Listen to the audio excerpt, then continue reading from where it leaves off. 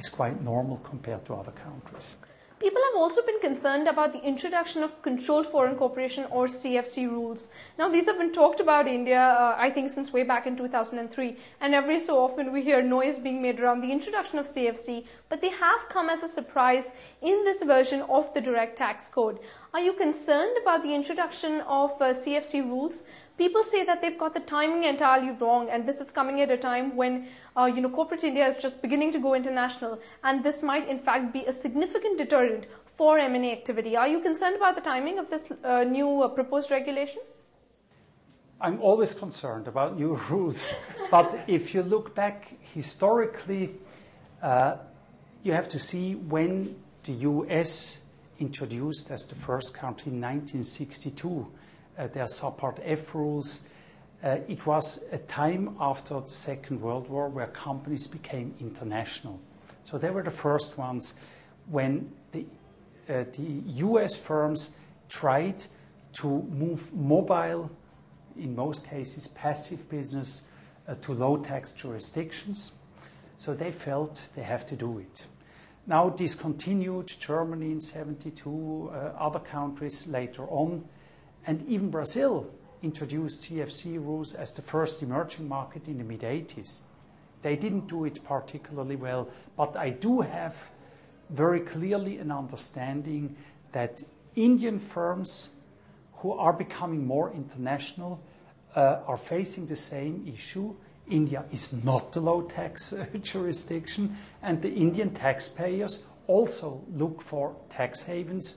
And I do have a certain understanding that India introduces CFC rules. The question is what kind of CFC rules they will introduce. What kinds do you mean? Can you elaborate on that a little? There are very clear distinctions. Some countries focus only on low tax jurisdictions, so they want to be sure that their taxpayers don't go into particular low tax jurisdictions. And this could be a threshold where you would say only countries which have an income tax of less than 20% or whatever. Other countries really say we go for every other jurisdiction which has only a slightly lower tax than India. Now, this is a typical distinction where not all countries go the same route.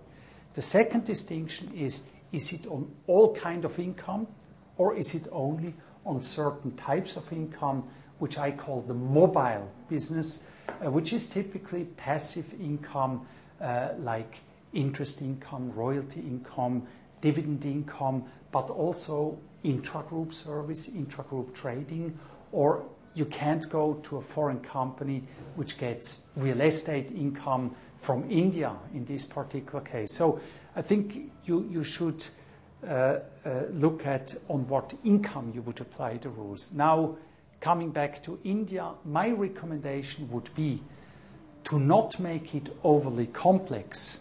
I would restrict it to certain types of income, and I would restrict it to those countries which have significantly lower taxes than India itself. When it comes to implementation and enforcement of the rules, you have to be very clear that there are technical difficulties to do this. Just to mention some of them, whether you say every foreign company which is controlled by more than 10%, or is it more than 50%? Is it capital or is it voting power? So they would need to define control very specifically. Absolutely. That will be tricky, and I would again recommend to apply it only for companies which are really controlled by more than 50%. There are other tricky questions. If you tax it in a year, how will you make sure that later on, when those profits are repatriated to India, that you don't tax them a second time? You're saying that they would need to have a tax credit mechanism in place. A very complex issue, and I tell you, all the countries who introduced that had not a simpler tax code. It became more complex. But still, I have some sympathy for introducing it, because you will see Indian companies saving tax by using tax haven legal entities. Can you give me a sense, Stefan, of what kinds of structures would come under the purview of Indian tax authorities once CFC rules are in place? Okay, typical solutions would be that you go put equity into a tax haven company, which then provides intercompany debt financing to other group companies.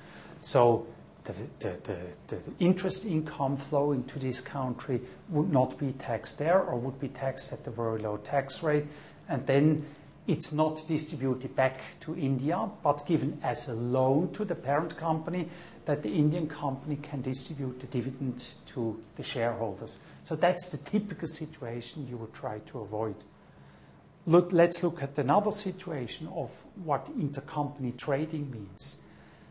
Indian company manufactures products which they don't distribute directly to customers in the end market, which they don't distribute, let's say, to the biggest markets, which are the US, Japan, Germany, UK, all high tax jurisdictions. So what they would typically do is go to a trading company in a low tax jurisdiction, sell at the low price to them, and they will sell at an almost as high price as the product will be sold to the end consumer, to the distribution company in the other market, and this interim profit would be taxed at a low rate, where the Indian company would say this profit should actually be taxed in India. So that's why you have to understand that India goes for solutions like this. So, while I understand that, these anti-abuse provisions, whether it's GAR or CFC, are, very common across the world, do you think from the Indian point of view, they're likely to only serve as a serious disincentive, whether for outbound or inbound investment, or that they're likely to result in significant revenue mobilization for the Indian government?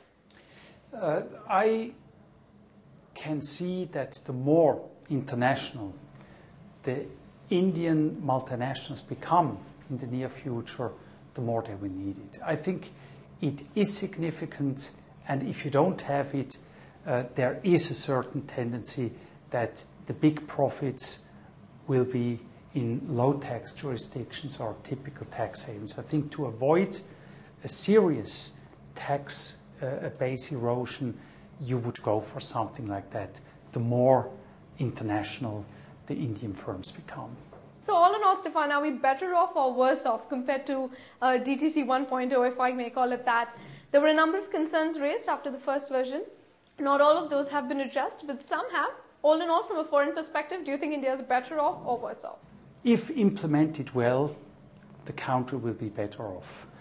There is always a big danger that good intentions in the end will not be as good if either they oversee that it has an impact on investors, or if it's implemented in a way that it upsets after the facts all the taxpayers.